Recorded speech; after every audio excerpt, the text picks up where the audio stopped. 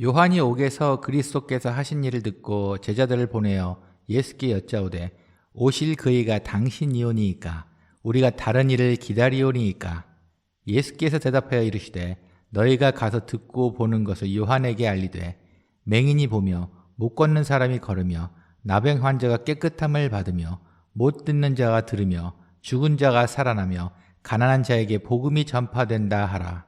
누구든지 나로 말미암아 실족하지 아니하는 자는 복이 있도다 하시니라.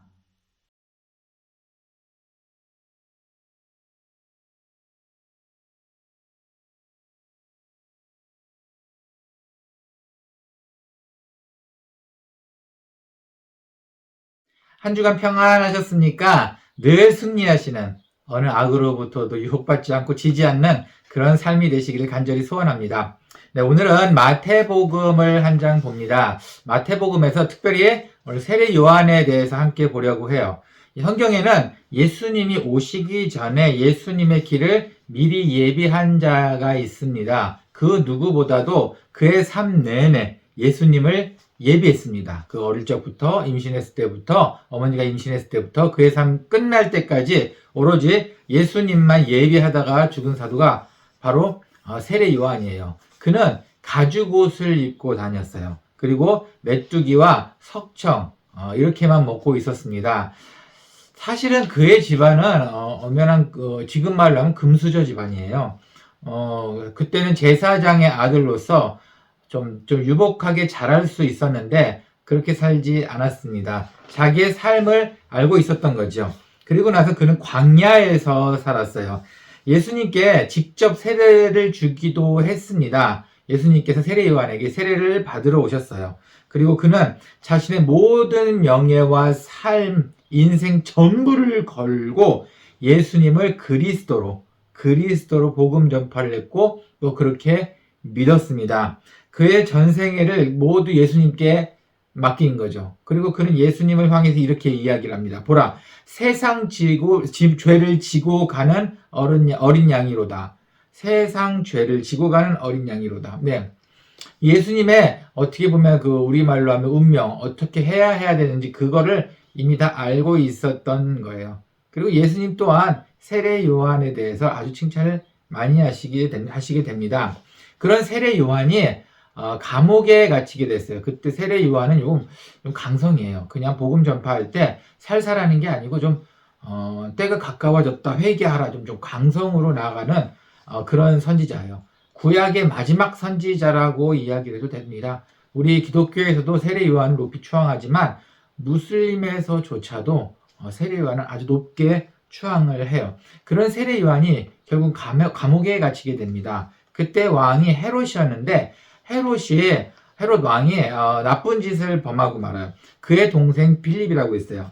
빌립의 아내 헤로디아를 자기 아내로 취하게 됩니다. 이때 당시 웅성웅성했었어요. 하지만 왕이니까 누가 하나 말을 못했겠죠. 하지만 세례 요한은 자기의 말을 굳건히 하는 사람, 강성의 성격이다 보니까 왕이 잘못됐다고 아주 크게 이야기를 했어요. 근데 왕이 결국은 그를 감옥에 가다 두었습니다. 더 이상 나쁜 소문 나는 것도 싫고 세례 요한의 세력이 그렇게 만만하지 않았기 때문에, 또한 세례 요한을 선지자로서 존경하는 부분이 있었어요. 그러다 보니까 세례 요한을 어떻게 함부로 처리를 못했어요. 그리고 세례 요한을 그래서 감옥에 가다 두었습니다. 그리고 그 감옥에 있다가 한 1년쯤 감옥에 있다가 이제는 죽게 됩니다. 그런데 일단은 헤롯 왕이 요한을 잡고 나서 그를 바로 죽이지는 않았어요. 그 헤로디아, 그 여인이, 그 아내를 취한 헤로디아가 이제 요한이 눈엣가시였습니다. 그래서 헤로디아는 자기 딸을 예쁘게 꾸미게 한 다음에 헤롯 왕에서 춤을 추게 해요. 그래서 헤롯을 너무 기분 좋게 만듭니다. 그렇게 기분 좋아진 헤롯은 그 헤로디아 딸한테 물어봅니다. 너의 소원이 무엇이냐? 다 들어주겠다. 그러자 그 딸은 어머니 헤로디아가 말하는 것을 기억을 하고 이렇게 이야기합니다. 세례 요한의 목을 주세요. 그래서 바로 그 자리에서 목을 쳐서 바로 그 딸에게 그 요한의 머리를 주고 헤로디아에게 바로 또 그 머리를 가지고 갑니다.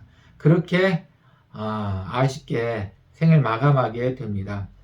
참 세례 요한은 강성이었어요. 근데 어쨌든 그 죽기 전에 얼마나 전이었을까요? 오늘 내용은 그 세례 요한이 바로 그 죽기 얼마 전에 그때의 이야기입니다. 오늘 내용을 보시면은 약간의 좀 의심이 나는 부분이 있어요. 제가 처음에 지금 계속 말씀을 드렸다시피 세례 요한은 예수님이 오는 길을 예비한 자예요. 그 믿음이 너무 확실했습니다. 그런데 오늘 요한의 마지막 질문 한번 볼까요? 3절입니다. 예수께 여짜오되 오실 그이가 당신이오니이까 우리가 다른 이를 기다리오리이까. 마지막 질문입니다. 정말 내가 그 기다리고 있던 구세주 메시아가 바로 당신입니까? 아니 여태까지 믿었는데 여태까지 그 추앙받고 그냥 그 예수님 오실 길을 예비한 그거 하나만 있었는데 갑자기 이건 의심하는 질문 아닌가요? 이게 바로 의심 아닌가요? 그럼 세례 요한이 왜 이렇게 의심을 했을까요? 세례 요한의 의심을 통해서 우리의 의심을 바라보는, 우리가 하고 있는 의심을 바라보는 그런 기회가 되었으면 좋겠습니다. 주석 내용을 몇 가지를 들어서 오늘 이야기를 한번 해볼까 해요. 먼저 세례 요한이 이런 의심을 하게 된 것은 역시 세례 요한도 인간이었다는 사실이었겠죠. 근데 어떤 주석은 이렇게 이야기합니다. 시각이 갑자기 좁아졌기 때문이다. 네, 맞습니다. 감옥에 갇혔어요. 특히 이 세례 요한의 영향력 때문에 아무 감옥, 오픈되어 있는, 열려져 있는 남들이 와서 아무나 볼 수 있는 그런 감옥에 집어넣은 게 아니고 정말 외지고 튼튼한, 아무도 올 수 없는, 소위 말하는 독방 같은 그런 감옥에다가 세례 요한을 넣었어요. 되게 세례 요한도 결국은 한정적이고 사람의 생각과 시각을 좁게 만드는 그 공간에서 수개월 동안 있게 된 겁니다. 그러니 세례 요한이라고 하더라도 사람인데 아마 갈등을 했던 것 같아요. 여러 가지 생각을 했던 것 같아요. 그 조용한 가운데, 아무것도 할 수 없는 그 조용한 가운데 아마 이것저것 불행한 생각, 불운한 생각을 하지 않았을까요? 또 그것이 전부였을 때, 그 생활이 전부였을 때 사람의 시각은 좁아지고 모든 것이 부정적으로 됩니다. 바로 세례 요한이 그 단계에 있었다는 이야기입니다. 그 단계에서 내가 지금 예수님을 구세주로 알고 있는데 정말 이 예수님이 바로 그 예수님 맞는가 의심이 들게 되는 거예요. 그래서 의심했다는 게 어느 주석가의 한 이야기입니다. 그러게요. 아마 우리 삶에서도 이 감옥과 같이 더 이상 빠져나갈 수 없을 때, 그리고 아무 일 없이 혼자 많은 시간을 보내야 할 때 사람이라면 다 부정적인 생각을 오래 할 수 있는 것 같아요. 카다시안이라는 방송인이 있습니다. 미국 방송인이에요. 모델이기도 하고 사업가이기도 합니다. 그리고 부지런하기도 합니다. 참 모든 것을 다 갖춘 것 같아요. 그런데 이 kim 카다시안은 하나 딱 힘들어하는 게 있는데 그 악플러들을 참 힘들어합니다. 악플러 그 인터넷에 뭐 하나 올리면 거기다가 막 욕을 하는 그런 악플러라고 해요. 이 악플러 때문에 참 힘들어합니다. 그래서 kim 카다시안이 생각한 방법은 그 악플러를 피하기 위해서 더 열심히 산다는 거였어요. 지금은 법 공부를 하고 있답니다. 참 신기하지 않습니까? 이미 가질 걸 다 가졌는데 그 법 공부를 하는 것은 그 파파라치, 그 몰래 사진 찍어서 팔아먹는 그 나쁜 사람들, 그 일거수일투족을 쫓아다니면서 사진 찍는 그 사람들에 의해서 밝혀진 거예요. 도서실에서 10시간을 그냥 앉아서 공부만 하더랍니다. kim 카다시안의 그 방법이에요. 그 어려운 그 못 껴져 있는 그 한 가지만 있고 그 악플러 때문에 힘들고 내 마음이 정리가 안 되고 정말 이럴 때 그가 선택한 돌파구는 더 열심히 사는 거였네요. 네. 어쩌면 사도 바울은, 세례 요한은 이렇게 감옥에 있어서 본의 아니게 아무것도 할 수 없는 상황에서 이런 인간적인 의심을 했다고 생각합시다. 우리는 그것을 빠져나갈 수 있지 않을까요? 우리의 헛된 생각, 하나님에 대한 의심, 그리고 신에 대한 의심에 대한 것은 어쩌면 우리가 너무 넉넉해서 생기는 질문 아닐까요? 한번 생각해 볼 문제인 것 같습니다. 모든 생각과 시각을 묶어두지 마세요. 모든 생각과 시각을 할 수 있는 한 다른 것을 해보세요. 그 와중에 임재하시는 하나님, 우리를 어떻게든 이끌고 만드시는 하나님을 만나볼 수 있을 겁니다. 네. 그리고 두 번째 이유, 어느 또 신학자들이 이렇게 얘기합니다. 왜 세례 요한이 의심을 했을까? 생각이 좁아진 데다가 그 감옥에 있었을 때 그 생각이 많이 좁아졌죠. 아무것도 보고 들을 수가 없었는데, 그런데 딱 한 가지 돌파구가 있었는데 2절입니다. 요한이 옥에서 그리스도께서 하신 일을 듣고 제자들을 보내요. 요한이 옥에서 그리스도 예수님께서 하신 일을 들었답니다. 그 제자들이 와서 아마 예수님께서 이러이러한 일을 했습니다 라고 이야기를 했을 겁니다. 유일한 돌파구가 그거예요. 밖에 이야기를 들을 수 있는 게 바로 그거 하나였습니다. 처음에 말씀드렸다시피 세례 요한은 약간 강성에다가 독설을 가졌어요. 그 세례 요한은 우리가 오실 메시아에 대해서 불로 세례를 주실 분이다. 그리고 심판하러 오실 거다라고 생각보다 강하게 이야기를 했습니다. 그런데 막상 예수님은 그렇게 설교를 안 하셨어요. 사랑의 주님으로 설교를 하셨습니다. 누가 만약에 오리를 가자고 하면 십리를 같이 가져라. 누가 만약에 너 뺨에 오른뺨을 때리면 왼쪽 뺨도 때리라고 내놔라. 그리고 서로 사랑해라. 서로 용서해라. 이거는 어떻게 보면 요한이 생각했던 메시아가 아닙니다. 짧은 이야기를 감옥에서 듣게 됩니다. 그러다 보니까 예수님과 내가 다른 사람인가? 내가 생각했던 예수님은 그분이 아니네. 시각이 좁아진 데다가 그런 이야기만 들으니 아마도 더 의심이 갔던 것 같아요. 게다가 이 이야기를 전한 사람이 바로 제자들입니다. 제자들은 이때 당시에 예수님의 제자들과 세례 요한의 제자들이 약간의 알력 싸움이 있었어요.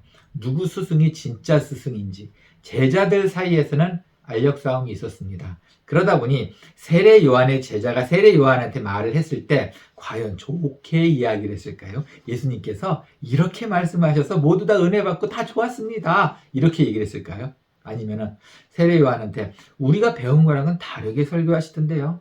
어떻게 그럴 수가 있죠? 이렇게 이야기를 했을까요? 아마도 모든 신학자가 말하기는 이 두 번째 경우라고 생각을 한답니다. 세례 요한의 제자들은 금욕 생활을 많이 했어요. 아까 말씀드렸다시피 세례 요한은 가죽옷을 입고 낙타 가죽옷을 입고 석청과 메뚜기만 먹었는데 예수님의 제자들은 그렇지 않았어요. 예수님과 예수님의 제자들은 그렇지 않았어요. 그리고 세례 요한의 제자들은 일주일이 멀다 하고 계속 금식을 했는데 예수님의 제자들은 성경에 금식한 기록이 한 번도 없습니다. 세례 요한은 금욕을 강조했는데 예수님은 금욕을 강조하시긴 하셨지만 그것보다도 내가 살아있을 때 이렇게 하는 거 괜찮아. 내가 죽은 뒤에 너네 울면서 슬퍼하게 될 거야 라고 약간 이렇게 세례 요한보다는 강성적으로 말하지 않았어요. 예수님의 제자들은 길거리 지나가다가 배고프면 밀을 이렇게 수르륵 손 따서 까서 부스려서 이렇게 후 불어서 먹고 이렇게도 했습니다. 안식일에. 그것도 안식일에. 그러니 서로 그 제자들 사이에서는 서로 감정이 안 좋았던 것 같아요. 이런 이야기를 세례 요한이 들었습니다. 그러면 세례 요한이 갈등을 할까요? 안 할까요? 아무래도 많은 갈등을 했을 겁니다. 그런데 문제는 그들의 젤러시, 질투, 그 제자들의 질투를 통해서 하나님이 안 보였다는 거예요. 그 질투와 분노가 있게 되면은 의심을 하는 게 아니고 아예 생각을 안 하게 된다는 이야기입니다. 한번 이 이야기를 또 우리하고 비교를 한번 해볼게요. 제자를 우리의 자녀라고 한번 생각을 해봅시다. 우리도 혹시 우리의 자녀들을 비교하고 있지 않은가요? 다른 집의 자녀와 우리의 자녀. 알지도 못하는 다른 사람의 자녀와 우리의 자녀. 그리고 혹시 나의 형편과 다른 사람의 형편을 혹시 비교하고 있지 않은가요? 내 형편은 너무 안 좋아. 저 사람의 형편은 다 좋은 것 같은데, 다 잘 풀리는 것 같아. 나는 왜 이렇지? 아니면은 하나님께서 주시는 은혜를 비교하고 계신가요? 저 사람은 예수도 안 믿는데 왜 저렇게 잘 살고 은혜를 많이 받은 것 같지? 나는 이렇게 늘 힘들고 아프고. 이런 하나님께서 주시는 은혜를 비교하고 계시는가요? 다 나의 하나님, 내 생각의 하나님을 찾고 있기 때문이에요. 그리고 실망을 하게 됩니다. 세례 요한도 그 부분이 있었어요. 그러면은 정말 보이지 않게 하나님과 예수님 우리 뒷전으로 가게 된다는 겁니다. 그런 것 하지 말라는 얘기예요. 개인의 감정적인 것, 내 생각의 판단은 하나님을 위해서는 안 하는 게 맞습니다. 오늘의 말씀대로 예수님을 위해서 그런 개인적인 판단은 접으셔야 되는 게 맞습니다. 혹시 사이비 종교가 이런 부분을 긁어주기 때문에 혹시 성공할 수 있는 것 아닌가라는 생각도 해봅니다. 남아공에도 음악대회가 참 많아요. 작은 동네마다 음악대회도 있고 이제 큰 지역마다 하는 큰 대회도 있어요. 그 동네마다 하는 작은 음악대회를 나가보면은 그 맨 자기 초등학교 선생님, 음악 선생님들 다 모이기 때문에 누가 누군지 다 알아요. 뭐 한 두 해만 나가봐도 아, 저 선생님은 어느 학교 선생님, 저 선생님은 어느 학교 선생님. 서로 너무 쉽게 압니다. 그리고 쉽게 만나서 또 친해지고 인사도 해요. 저도 생각보다 많은 이 지역의 음악 선생님들을 다 알게 되었어요. 참 그거는 참 재미있는 부분이네요. 그런데 그때 그 동네 음악 대회에 심사위원으로 누가 오느냐가 매해가 정말 중요합니다. 왜냐하면 그 선생님들, 아이를 1년 동안 가리킨 그 선생님들이 그걸 평가받는 시간이다 보니까 그 선생님들의 평가에 의해서 어떨 때는 음악 선생님의 인지도가 높아지고 낮아지고 이런 중요한 시점이에요. 그런데 어떤 심사위원이 와서 그 해 심사위원을 했습니다. 그런데 이상하게 어떤 선생님의 제자들한테 점수를 다 좋은 점수를 못 줬어요. 그러면은 그 학교 선생님은 그 심사위원을 욕을 합니다. 저 심사위원 자격이 없는 사람이야. 참 음악 정말 모르네. 이런 거에 이렇게 점수를 주는 건 아니지. 그리고 점수 못 받은 선생님들끼리 또 수다를 떨어요. 그리고 뭐 점수 잘 받은 선생님은 저 선생님 참 좋다. 음악 좀 아는구나. 또 이렇게 스스로 판단합니다. 문제는 심사위원으로 오는 선생님이 학력이 낮지가 않다는 거예요. 아마도 줄리어드 음대에서 다니고 교수까지 하던 사람이 와서 여기서 심사를 해도 자기 제자한테 점수를 안 주면은 아마 손가락질 할 겁니다. 저 심사위원 자격이 안 돼. 심사위 형편이 없어. 이게 맞는가요? 이 환경이 맞는가요? 매해 저도 보지만 늘 재미있는 풍경이 계속 이어집니다. 우리가 하나님을 그렇게 평가한다는 얘기예요. 우리가 하나님을 알지도 못하면서 하나님께서 이렇게 해놓고 나면 내 생각과 다르면 저 형편없는 심사위원이네. 하나님 저 하나님 아닐 거야. 저 하나님이 하신 거 아닐 거야. 라고 생각을 한다는 거죠. 아직도 내가 하나님인가요? 아직도 내 생각이 하나님의 생각인가요? 우리는 하나님의 생각을 모릅니다. 결과를 보고 믿을 수밖에 없는 게 우리의 모습이에요. 세례 요한의 마지막 질문이었습니다. 당신이 정말 내가 생각하는 그 구세주이십니까? 우린 그렇게 안 되었으면 좋겠습니다. 네, 그 세례 요한의 질문에 예수님께서는 답변을 하십니다. 4절과 5절입니다. 예수께서 대답하여 이르시되 너희가 가서 듣고 보는 것을 요한에게 알리되 맹인이 보며 못 걷는 사람이 걸으며 나병 환자가 깨끗함을 받으며 못 듣는 자가 들으며 죽은 자가 살아나며 가난한 자에게 복음이 전파된다 하라. 예수님의 말씀이세요. 이것만 봐도 알겠네요. 예수님께서는 혼내는 그 공포스러운 분위기에서의 복음을 전파하는 거예요. 너 안 믿으면 죽는 거야. 지옥 갈 거야. 너 지금 말 안 들었지? 너 지금 지옥!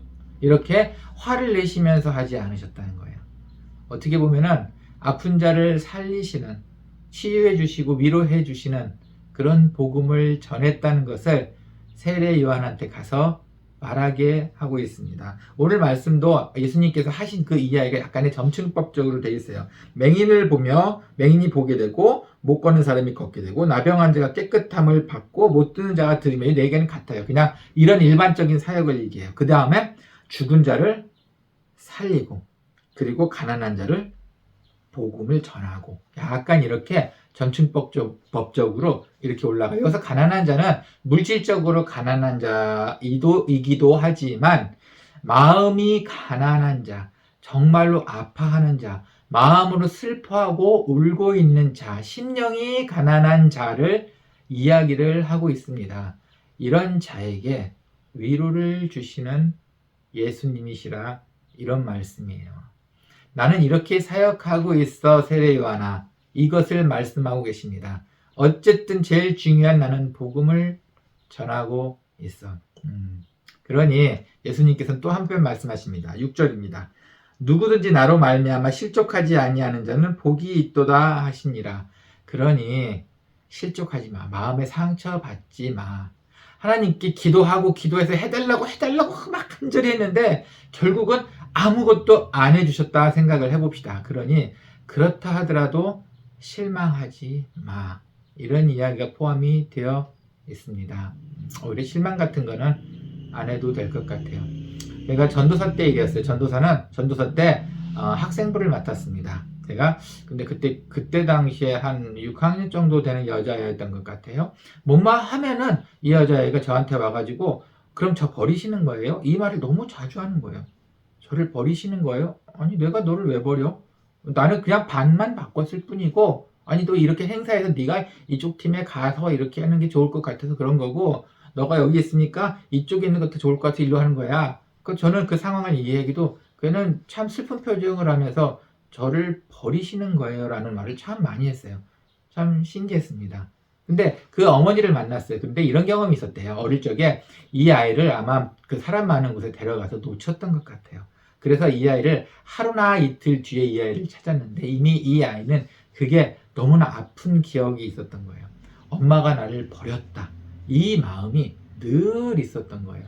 그래서 뭔가가 내가 나를 어딘가 갖다 놓거나 혼자 두려고 하면은 늘 이 아이는 나를 버리는 거예요 라고 이야기를 늘 한다는 거예요. 엄마가 그렇지 않아 라고 이야기해도 그 트라우마 생각보다 오래 가는 것 같았어요. 그 아이가 저한테 절 버리시는 거예요 라고 이야기했을 때 사실 저는 버리지는 않았지만 그거에 대한 확답을 줄 수가 없었어요. 왜냐하면 현실적으로 저는 전도사였고 그리고 전도사가 돼서 강도사가 되거나 그럼 저도 어쨌든 다른 교회로 옮겨갈 수 있는 조건이었어요. 그러다 보니 저는 그 아이한테 늘 확답을 주지를 못했던 것 같아요. 하지만 부모는 다르지 않습니까? 부모는 절대로 버리지 않습니다. 세상이 어떻게 된다고 해도 버리지 않습니다. 여호수아 1장 5절 말씀 한번 보겠습니다. 내 평생에 너를 능히 대적할 자가 없으리니 내가 모세와 함께 있었던 것 같이 너와 함께 있을 것임이니라. 내가 너를 떠나지 아니하며 버리지 아니하리라. 하나님께서는 떠나지 않고 버리지 아니하신답니다. 하나님이시기 때문이에요. 부모님이시기 때문이에요. 저와는 상황이 다른 일개 일하는 사람이었던 저와는 상황이 다른 부모는 자식을 떠나지 않습니다. 특히 하나님께서는 성경에 분명히 말씀하셨어요. 떠나지도 버리지도 아니하신다고 말씀하셨습니다. 이 말씀이 더 커요. 그렇기 때문에 실족하실 필요가 없다는 이야기입니다. 예수님에 대한 의심은 아마 우리의 상황이 악화되거나 마음의 변화가 있거나 어려움 등이 생기면 더 그 의심이 커질 수는 있을 거예요. 하지만 지금까지 살아온 기적, 여러분이 지금까지 이렇게 살고 있는 이 기적을 생각해 본다면 의심은 없어져야 될 겁니다. 그리고 하나님의 약속을 붙든다면 여호수아의 말씀 1장 5절에 나온 이 말씀을 붙든다면 더더욱 우리는 실족할 필요가 없습니다. 복 받는 비결은 실족하지 않는 것. 분명히 말씀으로 써 있습니다. 실족하지 않는 믿음, 그런 믿음을 갖기를 소원합니다.